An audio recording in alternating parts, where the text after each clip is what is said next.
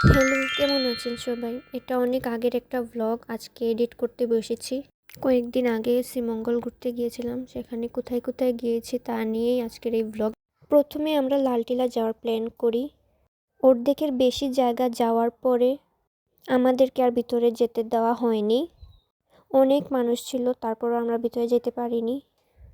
আপনারা যারা দূর থেকে যাবেন অবশ্যই এই জায়গায় যাওয়ার আগে বুঝে শুনে যাবেন, কারণ ওরা পারমিশন না দিলে ঢুকতে দেয় না। অনেক সময় এখানে দাঁড়িয়ে থেকে পারমিশনের আশা করেছিলাম আমরা, কিন্তু আমাদেরকে শেষ পর্যন্ত পারমিশন দেওয়া হয়নি। তাই আমরা চলে যাচ্ছি অন্য আরেক জায়গা ঘুরতে। সেখান থেকে বের হয়ে আমরা চলে যাই শ্রীমঙ্গলের বৌদ্ধভূমিতে। সেদিন বৌদ্ধভূমিতে এত মানুষ ছিল যা বলার মতো না।